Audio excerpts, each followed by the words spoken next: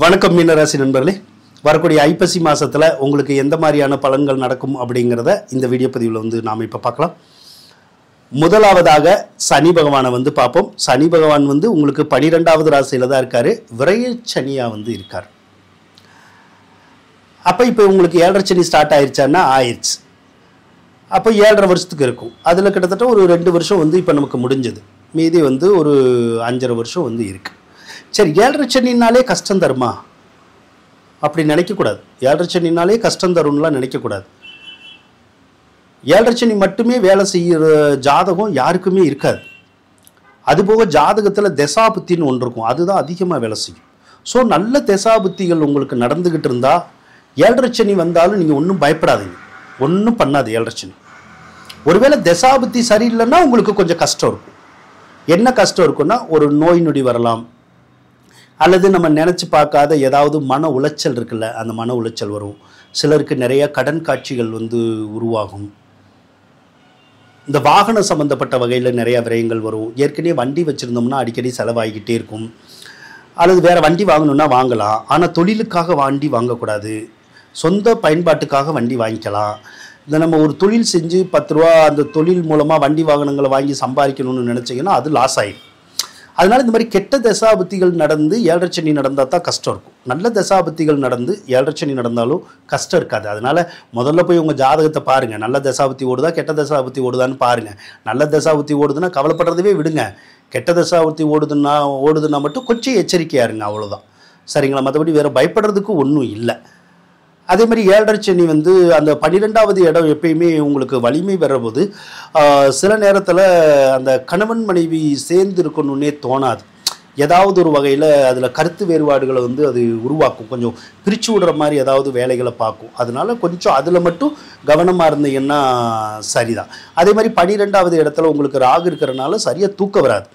அயன சயன போகம் இருக்காது. அயனம்ங்கிறது அங்கிட்டுக்கிட்டுன்னு அலைஞ்சிக்கிட்டே இருப்போம், ட்ராவல் பண்ணிக்கிட்டே இருப்போம். சயனம்னா சரியாக தூக்கம் வராது. போகம் அப்படின்னா அந்த இல்லற சுகங்கள் சரியாக வராது இப்போதைக்கு. சரிங்களா? இதை தான் ராகு செய்யும், மற்றபடி வேறு ஒன்றும் செய்யாது. இதில் என்ன அப்படின்னு கேட்டிங்க அப்படின்னா, கேது பகவான் வேறு உங்களுக்கு 6வது ராசியில் தான் இருக்குது. கேது 6வது ராசியில் இருந்தால் இந்த பல்லு வலி கண்ணு வலி சொல்கிறோம்ல, அந்த மாதிரி மட்டும் ஏதாவது வரதுக்குடைய வாய்ப்புகள் இருக்கும். மற்றபடி ஒன்றும் தொந்தரவு இல்லை. இதில் என்ன அப்படின்னா, இந்த 8ஆம் அதிபதி சுக்கிரன் 7ல் இருக்குது. இதுதான் ஒரு பெரிய பிரச்சனை. அப்போ என்ன பண்ணும்னா, கணவன் மனைவிக்குள்ள கருத்து வேறுபாடுகள் நிறையா வரும், சண்டை சச்சரவுகள் வரும். ஒரே வீட்டில் கூட இருப்போம், ஆனால் வாய் பேசாமல் இருப்போம். சிலரெல்லாம் அப்படி தான் இருப்பாங்க. ஒரு சிலரெல்லாம் கணவன் மனைவி விட்டுட்டு பிரிஞ்சு போயிடுவோம் அப்படிங்கிற எண்ணங்கள் கூட வந்துடும். காரணம் என்னென்னா, உங்களுக்கோ உங்கள் வீட்டில் இருக்க அந்த கணவன் மனைவிக்கோ யாருக்கோ தகாத உறவுகள் ஏற்பட்டுரும். தகாத உறவுகள்னால் புரியுதா நான் சொல்கிறது? அடுத்தவங்களோட பழக்கம் ஏற்படுறது, வேறு ஆண்களோட பெண்களோட பழக்கம் ஏற்படுறது, அப்படி ஏற்பட்டுரும். அப்படி ஏற்பட்டதுனால உங்களுக்கு மனசு அப்படியே கொதிச்சுக்கிட்டே இருக்கும். ஒரு சிலருக்கெல்லாம் என்ன செய்யறது, எப்படி இதை தீர்க்கிறது அப்படின்னு புரியாமல் மனசுக்குள்ளேயே புழுங்கி அழுகிற மாதிரியான சூழ்நிலைகளை அந்த சுக்கிரன் உருவாக்க தான் செய்வார். இப்போ உருவாக்கிக்கிட்டு தான் இருக்கார். அதனால் கணவன் மனைவிக்குள்ள சண்டை சச்சரவு பிரச்சனைகள் எல்லாத்தையும் உருவாக்க தான் அவர் ட்ரை பண்ணுவார். அதனால் முடிஞ்ச அளவுக்கு அமைதியாகவும் பொறுமையாகவும் நீங்கள் இருக்கிறது நல்லதுங்க. சரிங்களா? அதே போல் இப்போ சுக்கிர பகவான் 8வது ராசிக்கு வந்துடுவார். எப்போ வர்றாரு அப்படின்னா, நவம்பர் 3ஆம் தேதிக்கு அப்புறம் வருவார். அப்பையும் பார்த்தீங்கன்னா அந்த கணவன் மனைவிக்குள்ள கருத்து வேறுபாடு சண்டை சச்சரவு இருக்கும். ஒரு சிலருக்கு வீடுனால தொந்தரவு வரும். வீடு மாறணும்னா மாறலாம், வீடு கட்டணும்னா கட்டக்கூடாது, கட்டணும்னா பிரச்சனை வந்துடும். வீடை கட்ட விடாமல் நிப்பாட்டி விட்டுரும்.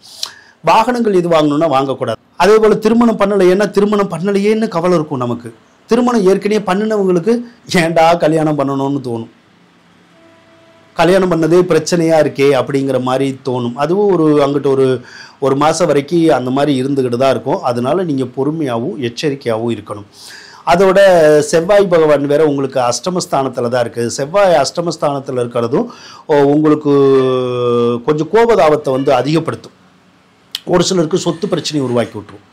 ஒரு சிலருக்கு சகோதர சகோதரியோட சண்டை சச்சரவு உருவாக்கி விட்டுரும். சகோதர சகோதரியினால் மன வருத்தத்தை உண்டு பண்ணி விட்டுரும். கவலையை உண்டு பண்ணி விட்டுரும். ஏன்னா உங்களுடைய சகோதர சகோதரிகளுக்கு இந்த காலத்தில் ஏதாவது ஒரு ஆபத்து வந்துடும்.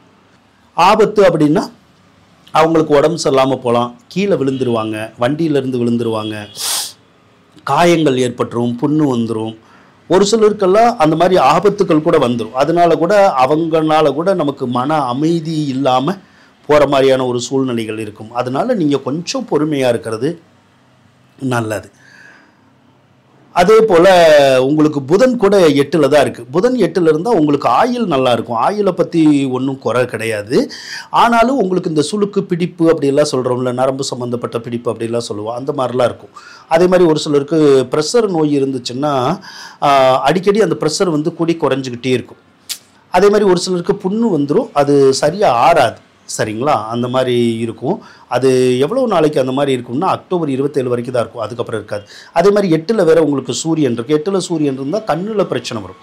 கண்ணில் பிரச்சனைனா பெரிய தொந்தரவுலாம் வராது. ஒன்று கண் கட்டி வரும், இல்லைன்னா கண்ணில் ஏதாவது பார்வை கோளாறுகள் இருக்கலாம். அதனால கண்ணாஸ்பத்திரிக்கு போய் கண்ணாடி போடுற மாதிரியான ஒரு சூழ்நிலைகள் கூட வர்றதுக்குடைய ஒரு அமைப்புகள் வந்து இந்த மாதம் வந்து உங்களுக்கு இருக்க தான் செய்யுது. 8ல் சூரியன் இருக்கிறது ஒரு நன்மை. அரசாங்கம் அரசியல் சம்மந்தப்பட்ட விஷயங்களுக்கு நன்மை தரும். அரசாங்க வேலை வேணும், அரசியலில் பட்டம் பதவி வேணும் அப்படின்னா உங்களுக்கு அதெல்லாம் கிடைக்கக்கூடிய ஒரு அமைப்பு வந்து இருக்குது.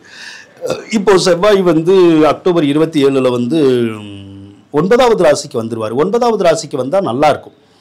நல்லா இருக்கும்னா தந்தை வழி உறவு, பூர்வீக சொத்து வழியிலும் நல்லாயிருக்கும். ஆனால் வேலை பார்க்குறவங்க கவனமாக இருக்கணும். ஏன்னா அக்டோபர் 27க்கு அப்புறம் ஒரு 60 நாளைக்குள்ள ஒரு சிலருக்கு வேலை பார்க்குற இடத்துலையே மாற்றம் வரும், உள்ளேயே மாறுற மாதிரியான சூழ்நிலைகள் வரும். ஏதோ ஒரு பதவி மாறுறது, அந்த மாதிரி மாற்றங்கள் வந்து வரும்.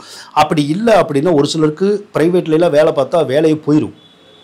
அப்படி வேலை போச்சுன்னா பெரிய பிரச்சனை வந்துடும். அதனால் வேலை பார்க்குறவங்க கம்பெனியில் ஏதாவது பிரச்சனைகள் வருதான்னு பார்த்துக்குங்க. அப்படி வந்துச்சுன்னா நீங்கள் வெளியே வரணுங்கிற எண்ணம் உங்களுக்கே வந்துடும். அப்படி வெளியே வரணும்னு தோணுச்சுன்னா இப்போயே வேலை தேடிடுங்க, வேறு வேலையை தேடிடுங்க, வேறு வேலையை தேடிட்டு கூட வெளியே வந்துடுங்க. அப்படி இல்லை அப்படின்னா அந்த கம்பெனியில் கவனமாக இருங்க. ஏன்னா மேலதிகாரிகள்லாம் ஒரு டார்ச்சர் அது இதெல்லாம் கொடுப்பாங்க. அதே மாதிரி ஒரு சிலருக்கு ப்ரைவேட்டில் வேலை பார்த்தாலும் கவர்மெண்ட்டில் வேலை பார்த்தாலும் ட்ரான்ஸ்ஃபர் மாதிரியான சில விஷயங்கள் கிடைக்கும். ஸோ பண்ணிக்கலாம். அந்த மாதிரி எதுவும் பண்ணுறதா இருந்தால் ட்ரான்ஸ்ஃபர் மாதிரி பண்ணிக்கலாம். அதே மாதிரி வெளிநாடு யோகம் இருக்கும். வெளிநாடுக்கு படிக்க போகிறது, இல்லைன்னா வேலைக்கு போகிறது, விசா கிடைக்கிறது, பிஆர் கிடைக்கிறது, அந்த மாதிரியான சில விஷயங்கள் எல்லாம் அந்த செவ்வாய் பகவான் வந்து உங்களுக்கு செஞ்சு கொடுப்பார். அதுக்கப்புறம் உங்களுக்கு இப்போ குரு பகவான் வந்து 5வது ராசியில் இருக்க ரொம்ப அருமையான அமைப்புங்க இது. 5வது ராசியிலிருந்து அவங்களுடைய கவலைகள் கஷ்டங்கள் எல்லாம் கண்டிப்பாக மாறும். ஏன்னா உங்களுடைய லக்னத்தை அந்த குரு பார்ப்பார். அதனால் மழை போல் கஷ்டங்கள் வந்தாலும் அது பனி போல் தீரணும் அப்படிங்கிற ஒரு விதி இருக்குது. அதனால் தீரும், கவலைப்படாதீங்க. அதே மாதிரி பொருளாதாரத்தில் ஏதாவது ஒரு வகையில் கஷ்டங்கள் நீங்கி செல்வாக்கு கண்டிப்பாக ஏற்படும்.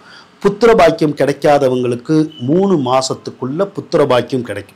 இவ்வளோ நாள் குழந்தை பாக்கியம் கிடைக்காம ரொம்ப வருஷம் இருந்தால் கூட இன்னும் 3 மாதத்தில் ஒன்று குழந்தை பிறக்கும், இல்லைன்னா குழந்தை வந்து உங்களுக்கு உருவாயிரும். கன்சீவ் ஆகிற மாதிரியான சூழ்நிலை கண்டிப்பாக வந்து இருக்கும். அது போக ஏற்கனவே குழந்தைகள் இருந்தால் மறுபடியும் குழந்தைகள் வேணும்னா கூட கொடுக்கும். அதே மாதிரி உங்கள் வீட்டில் குழந்தைகளுக்கு ஏதாவது ஃபங்க்ஷன் வைக்கணும்னா வைக்கலாம். இப்போ ஒரு வீடு கட்டி பால் காய்ச்சி வைக்கிறது, குழந்தைங்களுக்கு ஏதாவது இந்த காது குத்து வைக்கிறது, மொட்டை அடிக்கிறது, வேறு சடங்குகள் ஏதாவது செய்கிறது, இந்த மாதிரி ஏதாவது சுபகாரியங்கள் எல்லாம் செஞ்சுக்கலாம். ஒரு 3 மாதத்துக்குள்ளே உங்களுக்கு சுபகாரியங்கள் நடக்கக்கூடிய யோகம் இருக்குது. அதனால் பல மீனராசிக்காரவங்க வீட்டில் வந்து இது நடக்கும். நீங்கள் நடத்தணும்னு நினச்சிங்கன்னா தாராளமாக நடத்துங்க. அது நல்ல பலனை கண்டிப்பாக வந்து உங்களுக்கு கொடுக்குங்க. இப்போ மீன ராசிக்கு பொதுவாக வந்து ராகு திசை வர்றதுக்கான வாய்ப்புகள் வந்து இருக்காது. ஆனால் உங்கள் வீட்டில் யாருக்காவது ராகு திசை வரலாம். ஆனால் ராகு திசை வந்துச்சுன்னா உங்கள் வீட்டில் யாருக்கு வந்தாலும் படாத பாடு படுத்திடும். என்ன பண்ணுன்னா வீட்டில் எப்போ பாரு சண்டைன்னு இருந்துக்கிட்டே இருக்கும். அதுக்கப்புறம் குடும்பத்தில் வறுமை கஷ்டம் அப்படிங்கிறது இருந்துக்கிட்டே இருக்கும். அதே மாதிரி எந்த காரியத்தை நினைச்சாலும் நடக்காது. எந்த காரியம் எடுத்தாலும் பாதியில் தான் நின்றும். அதுதான் காரிய தடங்கள். இப்படி நிறையா விஷயங்களை, மோசமான விஷயங்களை அந்த ராகு தசை பண்ணிடும். அப்போ என்ன பண்ணலாம்? ராகு தசையை பற்றி நீங்கள் முழுக்க தெரிஞ்சுக்கணும். அது என்ன பண்ணும், அது என்ன பண்ணுனா நாம் என்ன பண்ணுனா அதை சமாளித்து போக முடியுங்கிறது நீங்கள் கற்றுக்கணும். அப்போ என்ன பண்ணலாம் அப்படின்னா, ராகு தசைக்குடைய வீடியோ இப்போ நான் போட போகிறேன். அடுத்த வாரம் இருந்து வரப்போகுது. பலர் கேட்டுக்கொண்டதற்கு இணங்க தான் அந்த வீடியோ வந்து ரெடி பண்ணியிருக்கு. அடுத்த வாரம் இருந்து அந்த ராகு திசையினுடைய வீடியோ வரும். அதை தவறாமல் பாருங்கள். அது 10 வீடியோ 15 வீடியோ கூட வரும். தவறாமல் ஒரு வீடியோன்னு பார்த்தீங்கன்னா உங்களுக்கு சில ஐடியா கிடைக்கும். ஸோ இந்த கிரகம் இப்படி செய்யுது, நாம் இப்படி செஞ்சால் நம்ம கரெக்டாக போகலாம் அப்படிங்கிற ஐடியா கிடைக்கும். அதோட நிறைய பரிகாரங்கள்லாம் அதில் சொல்லியிருப்போம். அந்த பரிகாரங்கள்லாம் செய்கிற போது நடக்காத எந்த ஒரு காரியத்தையும் நம்மளால் நடக்க வைக்க முடியும். கிடைக்காத ஒரு விஷயத்தை நம்மளால் கிடைக்க வைக்க முடியும். எவ்வளவு கஷ்டம் இருந்தாலும் அந்த பரிகாரங்கள்லாம் செய்கிற போது அந்த கஷ்டங்கள் எல்லாம் நீங்கும். குடும்பத்தில் சண்டை சச்சரவுகள்லாம் நீங்கும். கணவன் மனைவி உறவுக்குள்ள விரிசல் ஏற்பட்டாலும் அதையும் சரி செஞ்சு தரும். ஏன்னா ராகு தசையெல்லாம் குடும்பத்தில் யாரு கூட ஒட்ட முடியாது, பூரா விரிசல் ஆயிரும், அந்து போயிடும் குடும்பமே. அப்போது அதுக்குடைய பரிகாரங்கள்லாம் அதில் சொல்லப்பட்டிருக்கும். அப்போ அதெல்லாம் செய்கிற போது உங்களுடைய குடும்பம் சீரும் சிறப்புமாக தான் கண்டிப்பாக இருக்கும். வாழ்த்துக்கள் நண்பர்களே.